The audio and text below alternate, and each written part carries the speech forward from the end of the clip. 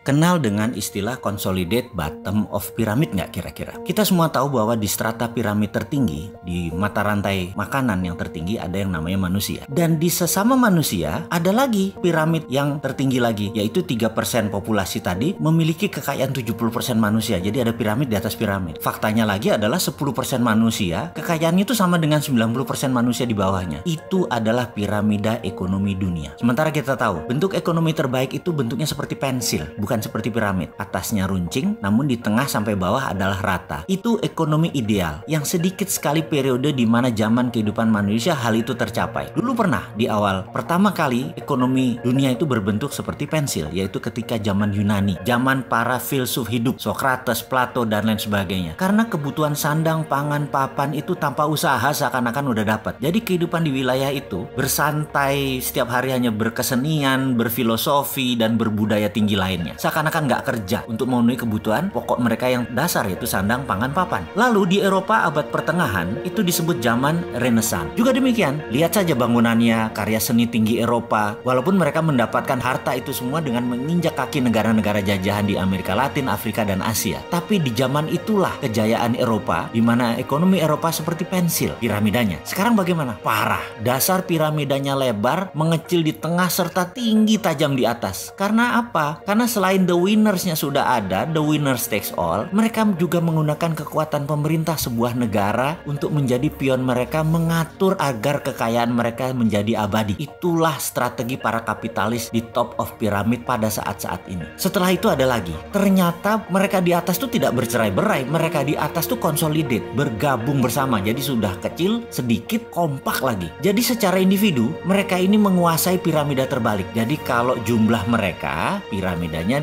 benar, tapi secara harta yang kecil itu menguasai piramida terbalik, hartanya terbanyak. Jadi sistem apa yang mereka gunakan untuk mempertahankan kekayaan mereka itu? Yes, benar, mereka menggunakan bank. Bank itu kapal keruk harta tabungan orang-orang kecil, dikumpulkan di mana-mana lalu diberikan untuk komunitas 3% pebisnis. Karena pebisnis yang punya jaminan hanya 3%, sisanya walaupun nabungnya di bank yang sama nggak akan keluar dikasih kredit atau pinjaman. Gila nggak tuh? Setelah itu Kementerian Keuangan, Bank Indonesia semua membuat aturan melindungi yang 3% itu untuk keuntungan yang 3% itu. Jadi rakyat kecil melihat bank sentral, melihat bank adalah simbol kapitalis. Coba lihat KUR ya, kredit usaha rakyat. 1 bulan bunganya 2% atau setahun 24%. Itu buat rakyat. Sementara kalau buat konglomerat setahun 9%. Bayangin, itu realita kan? Ini gila kalau didiamkan. Lalu ke depan bagaimana? Kita ini bukan tukang ngeluh. Kita ini ingin memberikan solusi walaupun rada nyeleneh. Karena kita harus memberi peringatan kepada semua orang dan memberikan solusi. Jadi caranya gimana? Yaitu dengan new economic model, yaitu dengan cara konsolidasi bottom of pyramid. Itu teorinya. Dan prakteknya kita sudah bangun. Bahkan saat organisasi tersebut sudah jalan. Kok belum banyak yang tahu? Ya terang saja, hegemoni pengusaha ekonomi sekarang gerah. Bisa-bisa bank tutup. Karena bank itu kan sumber riba, keuangannya pakai pinjaman. Bank tutup, fintech tutup kalau kita jalan. Karena kita bisa melepas cengkraman kapitalis. Kita bisa membuat rakyat jadi berkuasa. Tapi sayang, belum bisa jalan. Tapi kita nggak nyerah. Karena apa? Karena kemakmuran itu hak semua orang. Solusinya sekali lagi di mana? Solusinya segera setelah video ini. Selamat menyaksikan.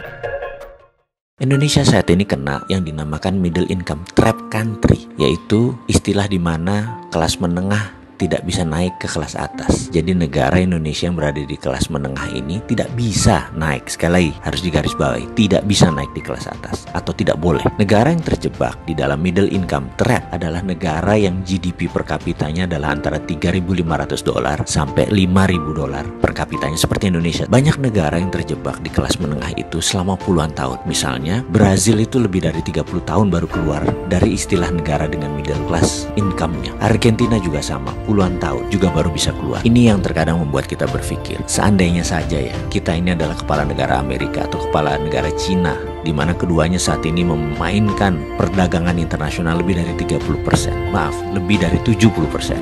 Maka negara pasar harus dibuat GDP-nya tidak di bawah dan tidak di atas. di-trap. Mengapa? Karena kalau negara-negara pasar tadi income-nya naik, maka negara tersebut harus menjadi negara produsen. Dan ini malah menjadi kompetitor negara besar. Nggak boleh. Jadi nggak boleh negara tersebut jadi produsen. Kalau negara tersebut miskin, misalnya GDP-nya di bawah 1000 per kapita, mereka nggak mampu beli barang Cina dan beli barang Amerika. Dan kedua negara itu nggak mau membuat negara tersebut miskin. Makanya negara-negara market harus dijebak di tengah. Cara trapnya bagaimana? Dan mengapa harus di-trap atau dijebak? Biasanya negara yang berpenduduk besar yang dijebak di tengah oleh negara kapitalis. Caranya dengan jangan jadikan mereka negara produsen dan manufaktur. Kedua, jangan jadikan mereka swasembada pangan. Terakhir, jangan mereka bisa mengendalikan energi. Ada sebuah perkataan dari Menteri Luar Negeri Amerika dulu namanya Henry Kissinger. You control the food, you control the people. You control energy, you control the country. Kalau mau mengendalikan rakyat, kendalikan pangan mereka.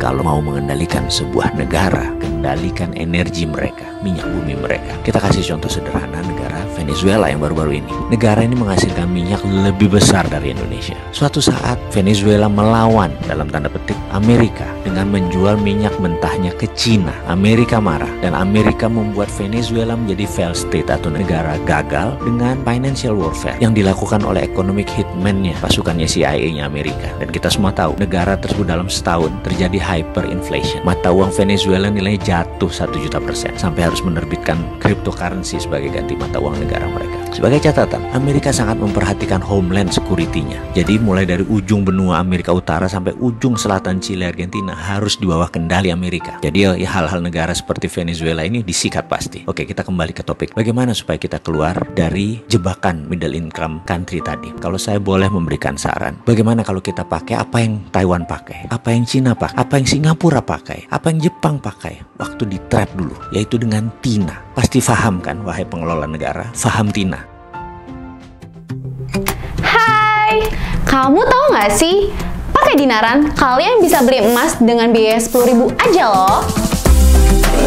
Kamu bisa transaksi emas dengan sistem digital jauh lebih mudah.